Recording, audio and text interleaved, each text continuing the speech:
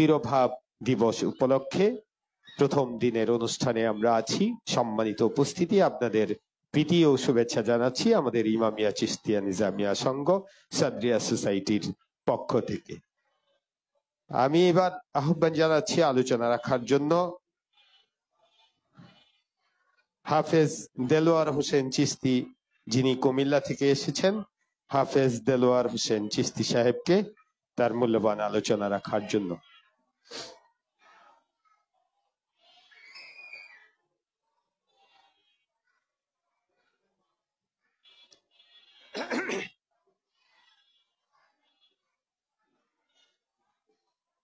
أعوذ بالله من الشيطان الرجيم. بسم الله الرحمن الرحيم. إن رحمة الله قريب من المحسنين وما أرسلناك إلا رحمة للعالمين. ما كان محمد أبا أحد من رجالكم ولكن رسول الله وخاتم النبيين وكان الله بكل شيء عليما. إن الله وملائكته يصلون على النبي يا أيها الذين آمنوا صلوا عليه وسلموا تسليما. اللهم صل على سيدنا محمد. اللهم صل على سيدنا محمد. نبينا شفيعنا مولانا محمد. نبينا شفيعنا مولانا محمد. اللهم صل على سيدنا محمد. দয়াল আমার শিরোমণি, দয়াল মোরার জানের জান, দয়াল মোরার শিরোমণি, দয়াল মোরার জানের জান। হায়রে দয়ালে রে না দেখিলে বাসে নায়া শেখের প্রাণ। আল্লাহুম্মা সাল্লি আলা সাইয়্যিদিনা মুহাম্মদ। নাবিয়ানা শাফিয়ানা মাওলানা মুহাম্মদ। নাবিয়ানা শাফিয়ানা মাওলানা মুহাম্মদ। আল্লাহুম্মা সাল্লি আলা সাইয়্যিদিনা। প্রাণ খুলে হৃদয় উজাড় করে আমরা একটু দুরূদ ও সালাম পড়ি, কারণ দরবারে রিসালতের যিনি চেয়ারম্যান, আমাদের আহলে বাইতের যিনি মূলাধার, মাওলা মুহাম্মদুর রাসূলুল্লাহ আলাইহিমুসসালাতু ওয়াসসালামের শুভ আগমনের মাস হচ্ছে এটা রবিউল আউয়ালের মাস। সেই কারণে আমরা রসুল আকরাম সাল্লাল্লাহু আলাইহি ওয়াসাল্লামের শানে সংক্ষিপ্ত আকারে একটু দুরুদ সালাম সালাতু সালাম পরে তারপরে আমি আজকে সংক্ষিপ্ত আলোচনাই করব, বেশি আলোচনা করব না। মাওলা চাহে তো আগামীকালকে হয়তো লম্বা সময় আলোচনা করা যাবে, কারণ আগামীকালকে আলোচনার সময়টা একটু বাড়াইয়া রাখা হয়েছে, এই জন্য বেশি সময় আলোচনা করা যাবে। আল্লাহ আল্লাহ আল্লাহু লা ইলাহা ইল্লাহু আল্লাহ আল্লাহ আল্লাহ লা ইলাহা ইল্লাহ। আপনাকে দেখিলে নবী গো দুজক হয় হারাম। দয়া করে দিয়েন দেখা চেহারায় আনোয়ার নবীজি আল্লাহ আল্লাহ আল্লাহ লা ইলাহা ইল্লাহ আল্লাহ আল্লাহ আল্লাহ লা ইলাহা। রহমাতাল লিল আলামিন লকব আপনার। গুনাহগারের গুনাহ জোরে দিদারে আপনার নবীজি আল্লাহ আল্লাহ আল্লাহ লা ইলাহা ইল্লাহ আল্লাহ আল্লাহ আল্লাহ লা ইলাহা। রহমত বরকত নিয়া নবীজি আসলেন এই ধরায়। আসুন সবাই দাঁড়াইয়া সালাম জানাই নবীজি আল্লাহ আল্লাহ লা ইলাহা ইল্লাহ ইয়া নবী সালামু আলাইকা ইয়া রাসূল সালামু আলাইকা ইয়া হাবিব সালামু আলাইকা সালাওয়াতুল্লাহ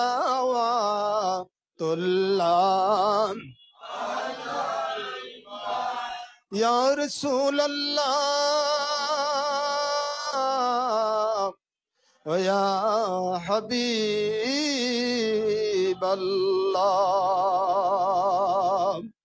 নবী গো সালাম লাখো বার মোরা যে উম্মত গুনাহগার। কি আছে মোদের দেখাবার এই আরজ আপনার চরণে ইয়া নবী সালামু আলাইকা ইয়া রাসূল সালামু আলাইকা ইয়া হাবিব সালামু আলাইকা সালাওয়াতুল্লাহ। যেতে যদি পারতাম মদিনায় বলিতাম মনের বেদনা। চুমিতাম আপনার রওয়াজাও শীতলম হয়তো কলিজা নবী সালামু আলাইকা ইয়া রাসূল সালামু আলাইকা ইয়া হাবিব সালামু আলাইকা সালাওয়াতুল্লাহ। মুস্তাফা জানে রহমত ফেলা खो सलाम शमे बज में हिदायत पे लाखों सलाम जिनका सजदे को मेहराब काबा जो की उन बाहों की लातफत पे लाखों सलाम मुस्तफा जाने रहमत पे लाखों सलाम शमे बज में हिदायत पे लाखों सलाम सैयद शुहादा हजरत इमाम हुसैन जान देने की हालत पे लाखों सलाम मुस्तफा जाने रहमत पे लाखों सलाम शमे बज में हिदायत पे लाम ख्वाजाए ख्वाजगन ख्वाजा गरीब नवाज उसे मायनो दीनो मिल्लत पेला खो सलाम मुस्तफा जाने रहमत पेला खो सलाम शमे बज में हिदायत पे लाखों सलाम बलगल उला बिकमालिही कशफत दुजा बिजमालिही हसनत जमियो बिखिसालिही सल्लो अलैहि व आलिही बलगल उला बिकमालिही कशफत दुजा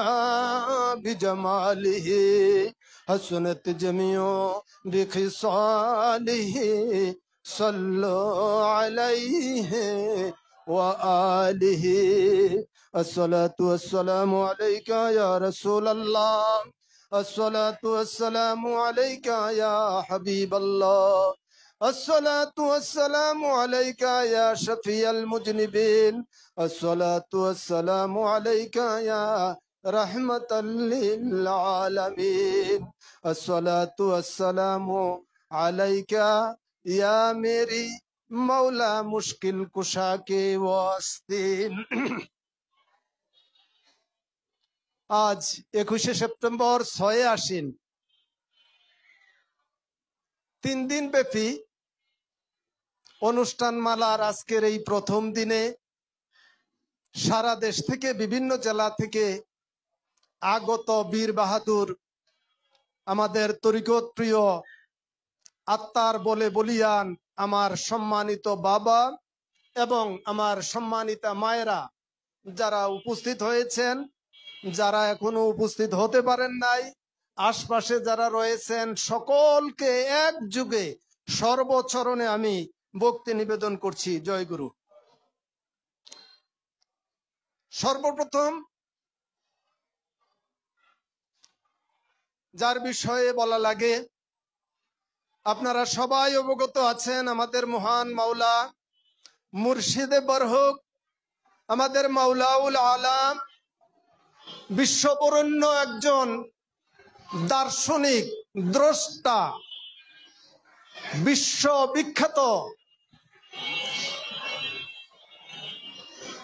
জীবন্ত কোরআন তৈরির যিনি ফ্যাক্টরি তৈরি করেছেন, আমাদের সেই মহান মাওলার শুভ আগমন এবং তিরোধান দিবস উদযাপন উপলক্ষে আজকের এই প্রোগ্রামে যিনি উপস্থিত রয়েছেন, আমাদের সকলের শিরতাজ, এই মহাকালের যিনি দ্রষ্টা, আমাদের সকলের শ্রদ্ধাভাজন খাজাই শানে বিভূষিত, মুহাম্মদী দর্শনে যিনি, মুহাম্মদী আদর্শে, মুহাম্মদী বংশের যিনি 40তম বংশধর, আমাদের মহান মাওলা শাহ সুফি খাজা আনোয়ার আহমেদ শিবলি চিশতি নিজামি বাবাজান কেবলা আমাদের সামনে উপস্থিত রয়েছেন। যেই চেহারা দেখলে পরে কি হয়, প্রবীণ যারা আছেন আপনারা হয়তো অনেকে অবগত আছেন, আমাদের দয়াল বাবা মুতালিব শাহর দরবারের এক অনুষ্ঠানে আমি এসেছিলাম। আমাদের একজন প্রবীণ বোন, উনি এখন আছে কিনা জানি না, মেহেন্দি আফা নামে পরিচিত, উনি একটা আসন করেছিলেন। সেই আসনের মধ্যে ছোট্ট একটা লেখা নেম প্লেট ছিল। সেই নেম প্লেটটা আমি দেখলাম, তাও ধরেন এই দরবার ভাঙ্গার পর পরে, দরবারটা তো আমাদের 92 সনে ভেঙেছিল, এরপর পরে কিছুদিন পরেই প্রথম মুতালিব শাহর উরুসে বাবার সাথে আমি এসেছি। এসে ওই মেহেন্দি আপার আসনটার মধ্যে ছোট্ট নেম প্লেটের মধ্যে একটা লেখা দেখলাম যে কামেলের দর্শন গান সর্বদুঃখহারী, প্রেমিকের অন্তরে ঢালে শান্তি সুধা ভারী। তো মহানবী মোহাম্মদ রাসূলুল্লাহ আলাইহিস সালামের 40তম বীর পুরুষ শাহ সুফি খাজা আনোয়ার আহমেদ শিবলি চিশতি নিজামি যিনি সামনে উপবিষ্ট আছেন, এই চেহারা দেখলে পরে হৃদয় উদ্ঘাটিত হয়ে যায়, অন্তরের কুলসতা দূর হয়ে যায়, মস্তিষ্কের বিভ্রান্তি দূর হয়ে যায়, মস্তিষ্কের ভিতরে আলোকবর্তিকা প্রস্ফুটিত হয়। এই কথাটা আল্লামা বিশ্ববিখ্যাত একজন আলেমে দ্বীন, প্রখ্যাত আলেম মাওলানা জালালউদ্দিন রুমি রহমতুল্লাহ আলাই, তিনি বলেছেন, এক জমানা সোহবতে বা আউলিয়া, এক জমানা সোহবতে বা আউলিয়া, বেহতরে সদ সলে তোত বেরিয়া। আউলিয়া একরামদের, ওলিয়ে কামেলদের, কামেলে মুকাম্মেলদের সামনে এক মুহূর্ত বসা হাজার হাজার বছরের ইবাদতের চাইতে আরো উত্তম কোন? জয়গুরু।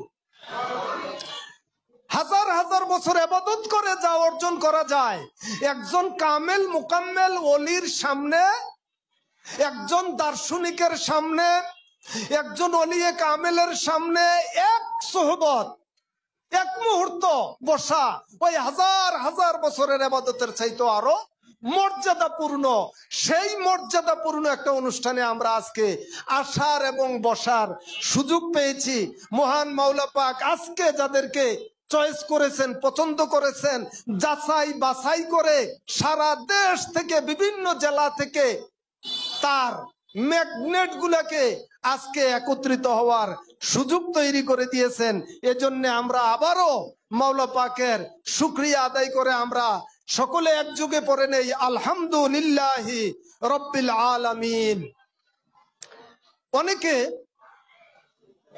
জ্ঞানের দৈন্যতার কারণে অনেকে মনে করে যে হাফেজ সাহেব কথাবার্তা অনেকটা একটু বাড়াইয়া বলে, না, কখনো নয়। এই দরবার 92 সালে যখন দুলিশাত করে দিয়েছিলেন, আমার দয়াল পাকের যে বাসভবন, সেখানের মাটি পর্যন্ত 15 ফিট গভীর করে ওখানের মাটিগুলো পর্যন্ত মানুষ নিয়ে গিয়েছিল। আর সেই দরবার পরবর্তীতে আমরা প্রতিষ্ঠা করে, যিনি আমার সামনে উপবিষ্ট আছেন শফিকুল ইসলাম বাদল সাহেব, যিনি তরিকতের জগতে একটা নিবেদিত প্রাণ, যাকে আমি সব সময় একেবারে প্রত্যেকটা কর্মে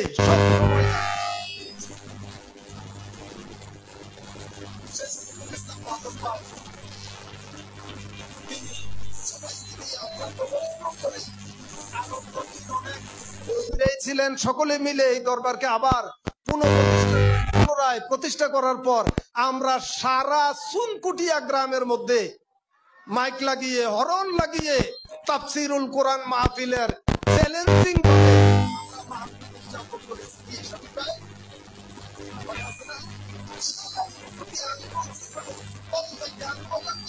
হরন ঘন্টা লাগে পুরো গ্রামে লাগে।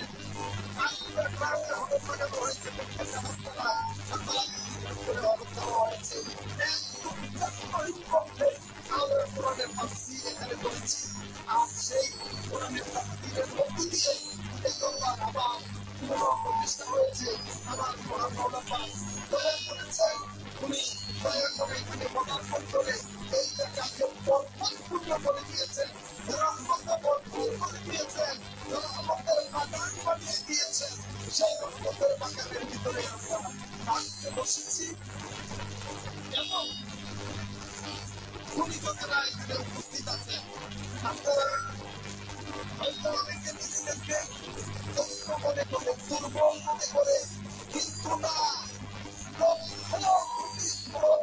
মানুষকে একসাথে করলে আর একজন জনমের মুর্শিদের নগণ্য একজন ভক্তকে যদি আলাদা করে দেওয়া হয়, হয়তো ভক্তি আম জনগণের চাইতে তার মর্যাদা অনেক বেশি। সুতরাং আজকে এই মর্যাদাপূর্ণ জায়গায় আমরা যারা এসেছি, আমার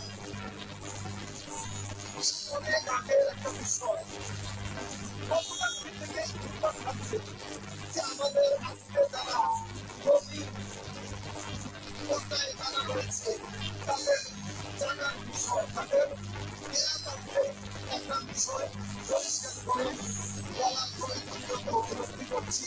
যদি আপনারা শৃঙ্খলা না করে ধৈর্য সহকারে বসেন, তাহলে বিষয়টা খুব তাৎপর্যপূর্ণ, খুব গভীর রহস্য নিগূঢ় অংশ বহন করে যে বিষয়টা, সেই বিষয়টা হচ্ছে এই সরকার ভেঙে দেওয়ার পরে সম্ভবত ধর্মীয় ব্যবস্থার পিছনে দিবে অথবা জীবনে বলতে পারে আমাদের প্রায় মুসলিম কেবলার সাথে আমরা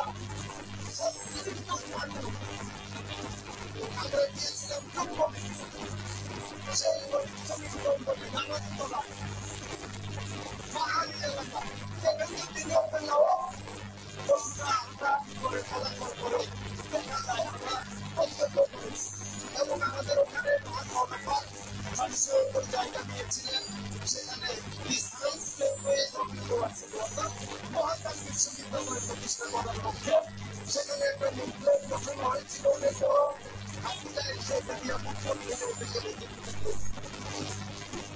সেই জায়গায় আমাদের দয়া করছেন কেনা ওরা আপনাকে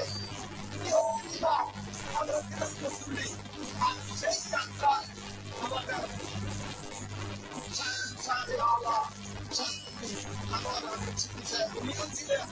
আমাদের করেছেন, আমাদের সকলের শ্রদ্ধা তিনিও ছিলেন এবং আমাদের তিনিও ছিলেন এবং ভূমিকা থেকে আলোচন সহ আমরা সেখানে গিয়েছিলাম। তো রাত্রে একটা মাঝে আমরা গিয়ে পৌঁছেছি, সকাল 5টা বাজে আমার সঙ্গে দুজন করতেছিলেন, ওনারা চলে এসেছেন এবং বড় আগেই জানতেন ওনারা চলে আসবেন। এখন যে রাত্রে 11টায় হচ্ছে আমরা কিন্তু দেখেছি যারা মানুষ না করছে, যারা রাশেদ চৌধুরী সাহেব এবং আমি আপুস্তল এই তিনজন আমরা রাত্রে 11টায় গিয়ে ওই পাহাড়ে সেই ব্যাংকের দিকে পৌঁছেছি। পরে সেখানে গিয়ে দেখলাম উত্তরের আর দক্ষিণের লম্বা একটা ঘর করা মাটির ঘর করে চলে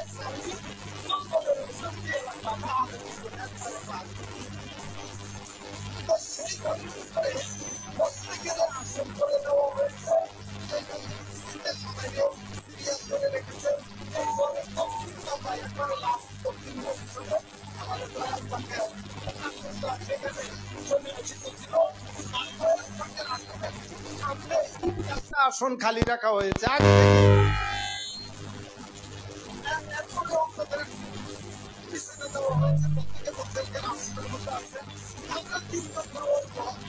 আমার সাথে দুজন ছিল, ওনা থেকে পাঠাই দিলেন ঘরে একবারে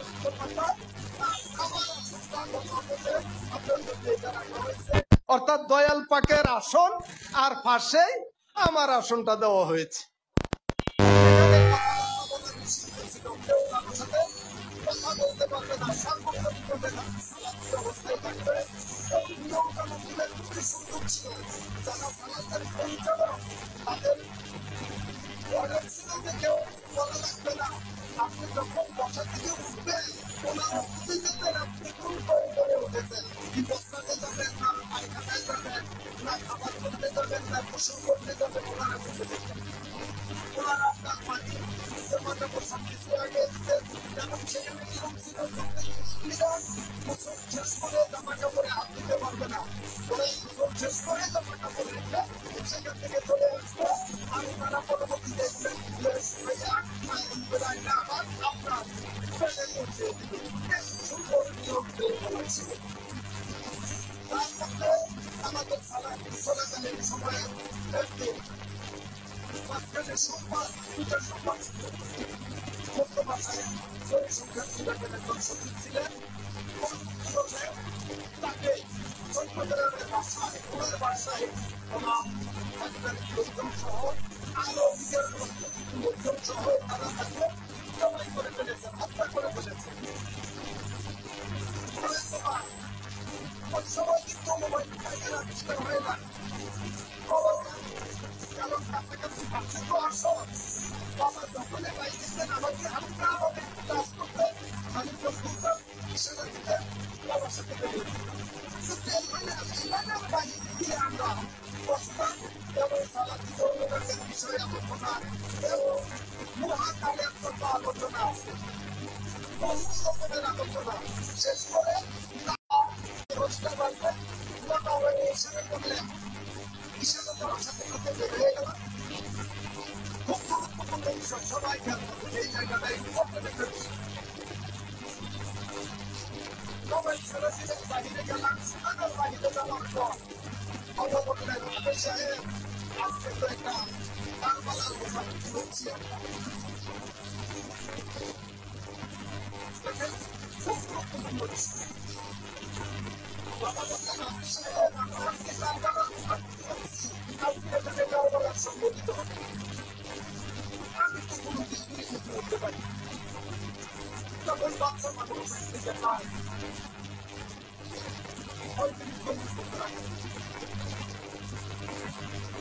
করতে পারছে না। তখন বাবা আমাকে ডিটেলস করলেন যে আজকে একদম উচ্চক্রী মহল সাংগঠনিকভাবে এই উচ্চক্রী মহল ওরা সিদ্ধান্ত নিয়েছে যে আজকে এই সালাতের ঘরে যারা আছে সবাইকে ব্রাশ ফায়ার করে উড়িয়ে দিবে। আশ্চর্য বিচলিত হওয়ার বিষয় না, সবটাই আপনার বিষয়। বাবা বললেন ব্রাশ ফায়ার করে উড়িয়ে দিবে। আমি বললাম বাবা আমরা বাবার একত্রে রাখবো, মাওলা আমাদেরকে রক্ষা করবে। দিনের দশটা উনি বলেই ফেললেন যে 12 থেকে 15 টাকা পৌঁছাইতে রাখবে।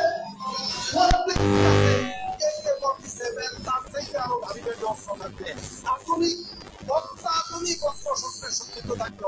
প্রত্যেকটা মোটর সাইকেলে 2 জন করে লোক থাকবে এবং প্রত্যেকের কাছে ভারী অস্ত্র থাকবে। 3 থেকে 4টে জিপ থাকবে। ওই প্রত্যেকটা জিপের মধ্যে অস্ত্রে বুঝাই থাকবে।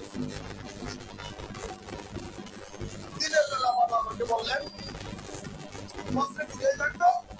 ওরা সবাই এসে এক যুগে সবাই প্রাশনায়ের করে ঘর সুন্দর ওই ঘরের ভিতরে যারা আছে সবাইকে একেবারে তুলিশাত করে ফেলবে, অস্তিত্ব বিলীন করে দেবে, এই সিদ্ধান্ত নিয়েছে। তখন আমি বললাম তাহলে কি আমরা থাকবো এখানে না চলে যাবো? না আমরা থাকবো। তো থাইকা বাবা এই আধুনিক অস্ত্র শস্ত্রের সামনে আমরা কি করবো? আমরা তো নিরস্ত্র মানুষ। কেউ মাওলা চাইলে বিজয় দান করতে পারে। এইরকম শত সহস্র ঘটনা আমাদের ব্যবহারের জীবনে ঘটেছে। শত সহস্র ঘটনা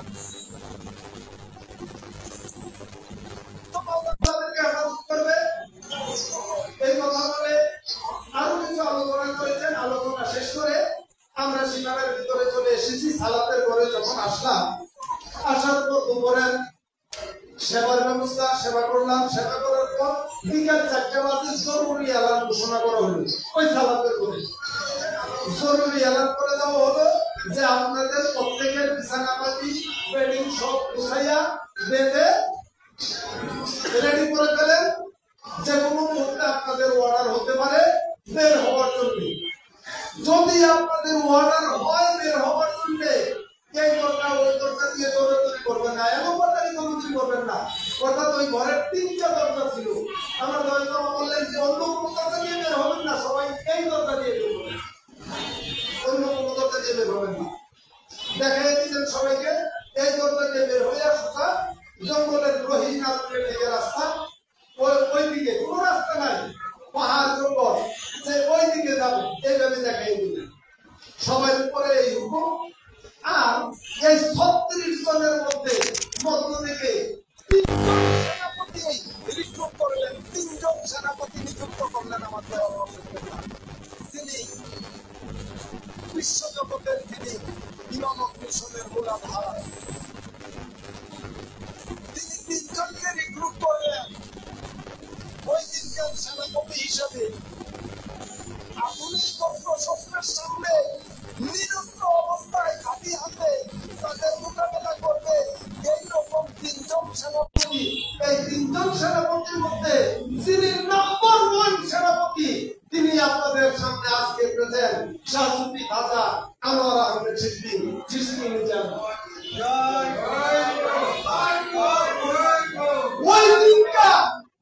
ওই দিনটা আমরা যে কাফ অক্ষরের কথা শুনি না, কাফ অক্ষরের কথা শুনি না, সেই কাফ শক্তি সরাসরি ওনার হাতে ন্যস্ত করে দিয়েছেন আমাদের দয়াল মা। সরাসরি ন্যস্ত করে দিয়ে ওনাকে প্রধান সেনাপতির দায়িত্বে নিয়োজিত করলেন এবং বাবা দেখাই দিলেন যে এই রাস্তা দিয়ে দিয়ে আসবে, এদিক দিয়ে আইসা উঠবে। আর সেখানে প্রথম যে ক্যাম্পটা 3টা ক্যাম্প করা হয়েছিল 3 জন সেনাপতির জন্য, 3টা ক্যাম্প নির্ধারিত করে দেওয়া হয়েছিল। একজনের ক্যাম্পটা এখানে, আরেকজনের ক্যাম্পটা করেন একবার ওই কবরস্থানের কাছে, ও বিশাল এরিয়া।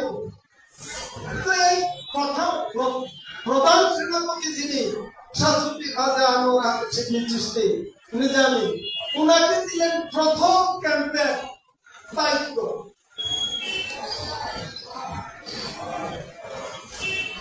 নিরস্ত্র খালি হাত, ওখানে আমাদের যে তরকারি কুটা হতো, যে খাবারের আয়োজন করা হতো, তরকারি কাটা ছোট্ট একটা দা কেটে দিয়েছেন ওনার হাতে।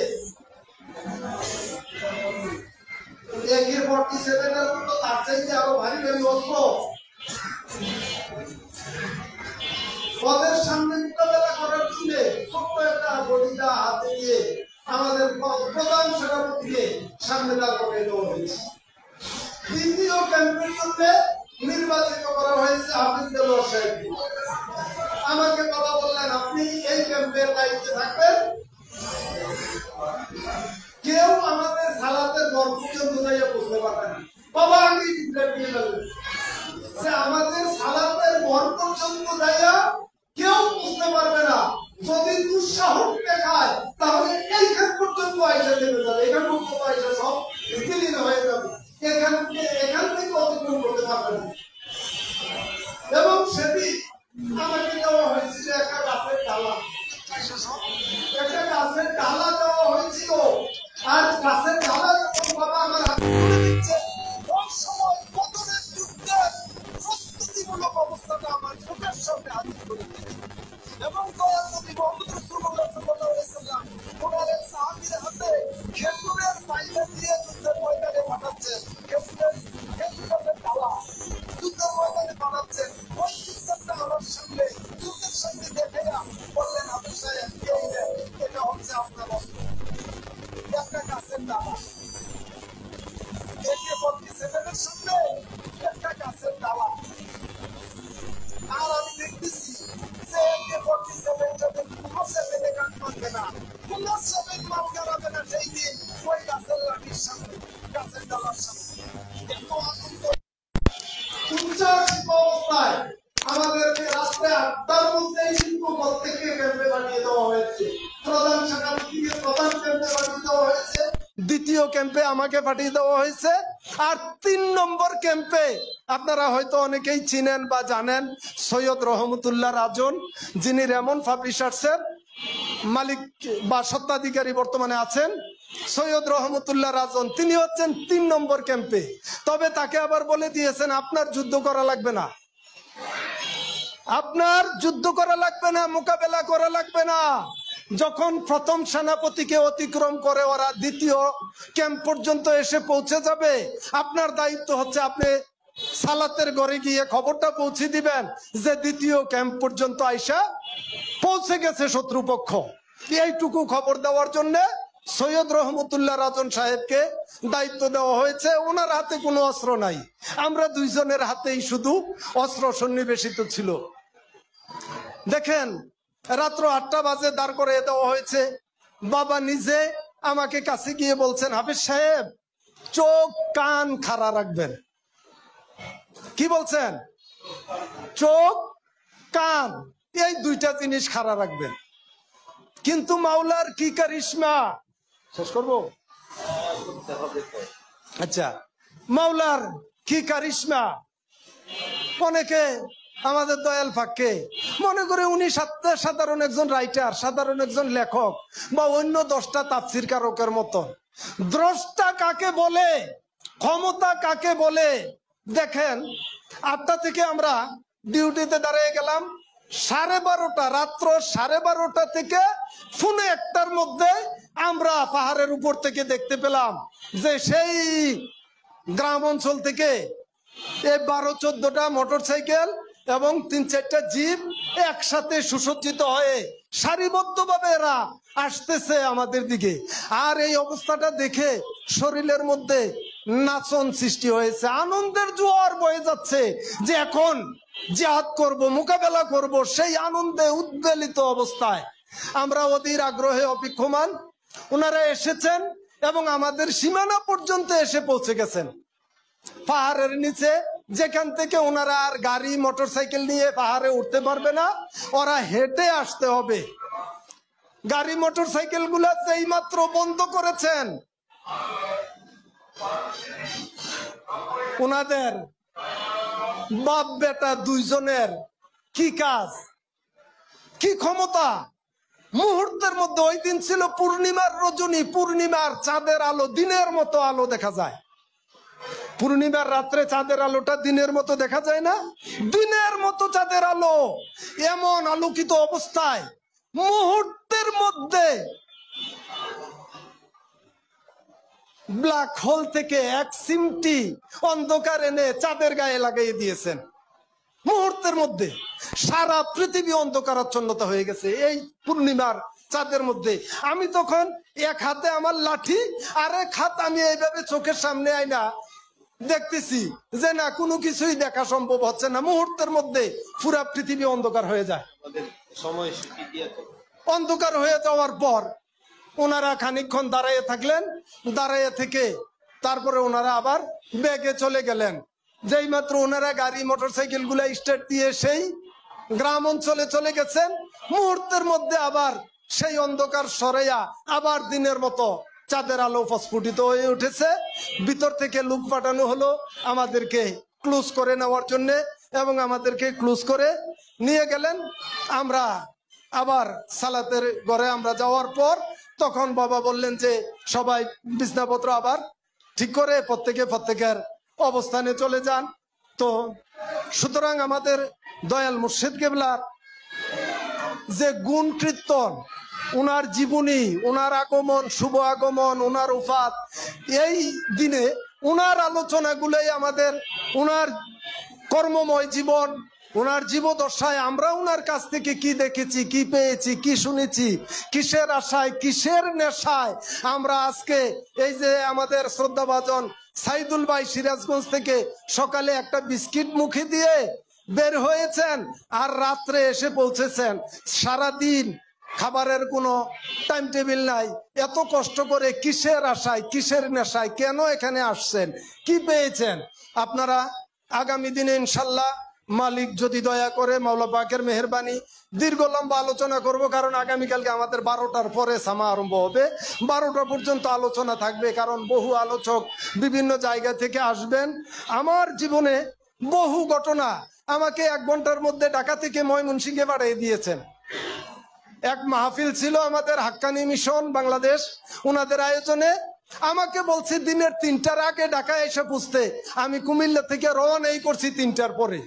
সন্ধ্যার সময় এসে পুছছি, আমাকে বাবা ফিটে মুছা দিয়ে বললেন, যেহেতু দাওয়াত রাখছেন যাওয়া দরকার, কালকেও যদি যাইয়া পুছেন তারপরেও বলতে পারবেন যে ওয়াদা রক্ষা করেছি। কিন্তু বাবা ফিটে মুছে দিয়ে দিছেন। আমি 8:30টার মধ্যেই ময়মনসিংহে একবারে মাহফিলের স্টেজ পর্যন্ত পৌঁছে গেছি। আর প্রতিমধ্যে বহুত ঘটনা ঘটেছে, যেহেতু সময় কম বলা যাবে না।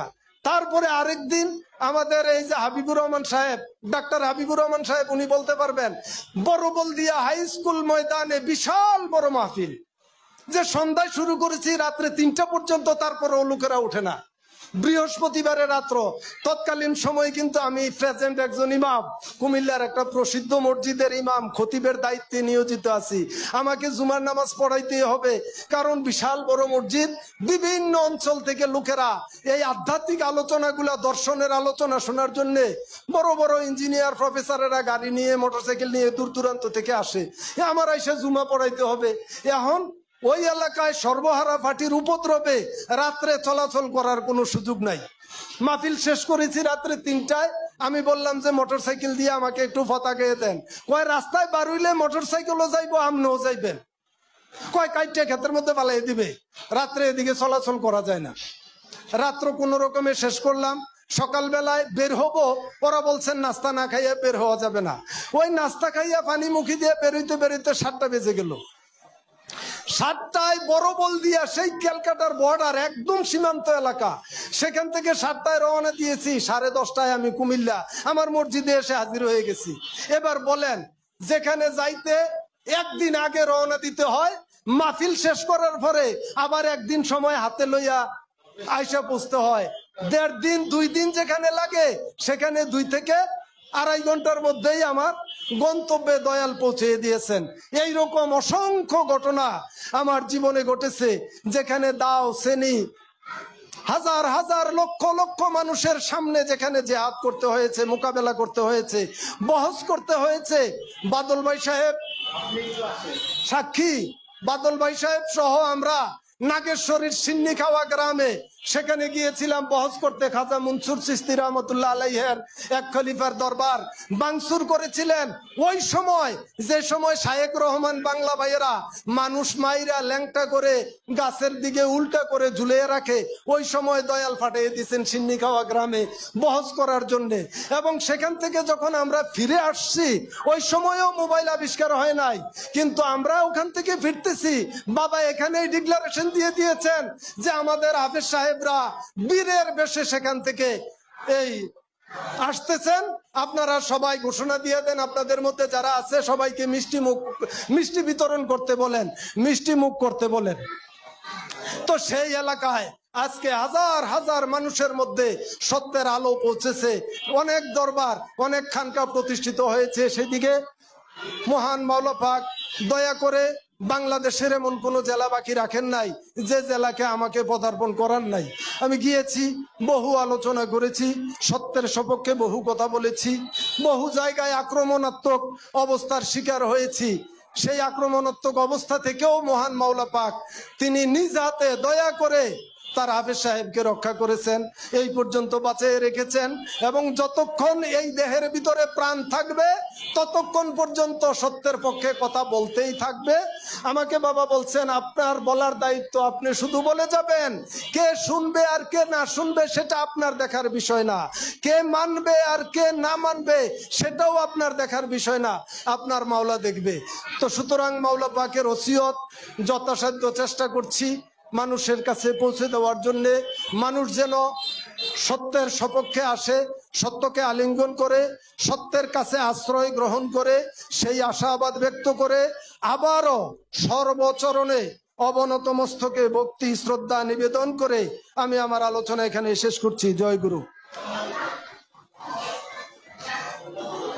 ধন্যবাদ হাফেজ দেলোয়ার সাহেবকে তার মূল্যবান আলোচনা রাখার জন্য।